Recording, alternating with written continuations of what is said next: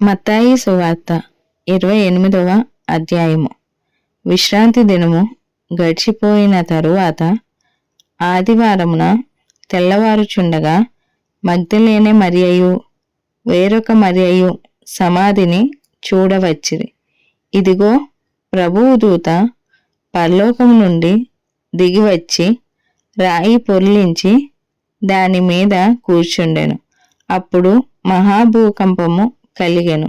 ఆ దూత స్వరూపము మెరుపు వలె నుండెను. అతని వస్త్రము హిమమంత తెల్లగా ఉండెను.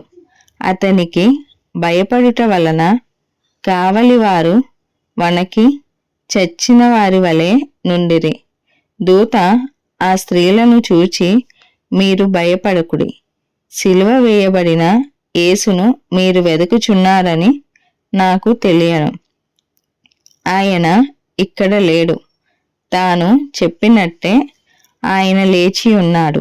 రండి, ప్రభువు పండుకొనిన స్థలము చూచి త్వరగా వెళ్ళి ఆయన మృతులలో నుండి లేచి ఉన్నాడని ఆయన శిష్యులకు తెలియచేయుడి. ఇదిగో, ఆయన గలిలయలోనికి మీకు ముందుగా వెళ్ళుచున్నాడు. అక్కడ మీరు ఆయనను చూతురు. ఇదిగో, మీతో చెప్పితినెను.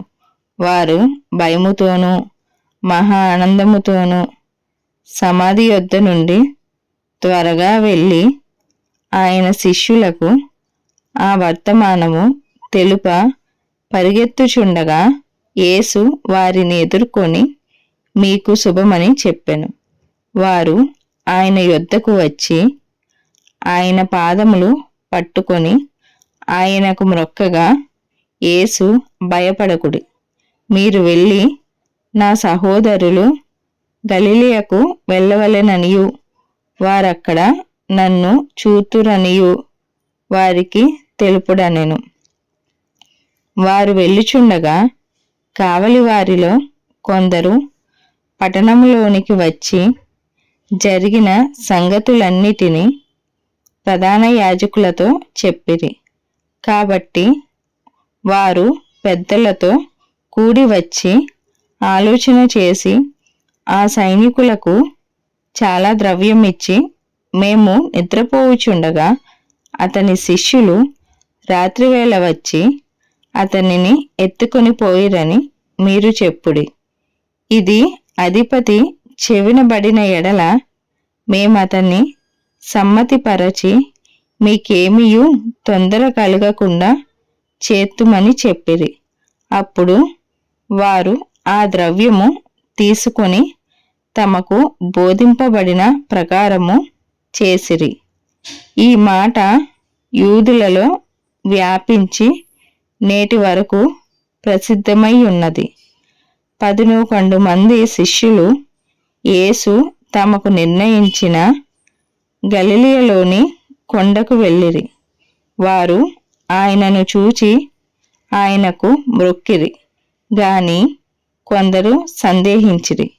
అయితే యేసు వారి యొద్దకు వచ్చి, పరలోకమందును భూమి మీదను నాకు సర్వాధికారము ఇయ్యబడి ఉన్నది. కాబట్టి మీరు వెళ్ళి సమస్త జనులను శిష్యులనుగా చేయుడి. తండ్రి యొక్కయు కుమారుని యొక్కయు పరిశుద్ధాత్మ యొక్కయు నామములోనికి వారికి బాప్తిస్మం ఇచ్చును.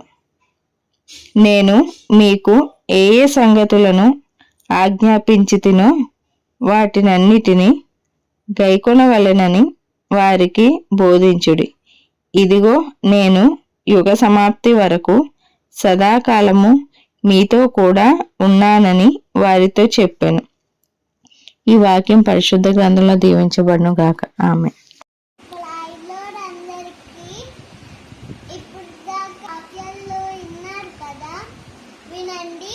మరి కొంతమందికి యూట్యూబ్ ఛానల్ని లైక్ చేయండి, షేర్ చేయండి, అలాగే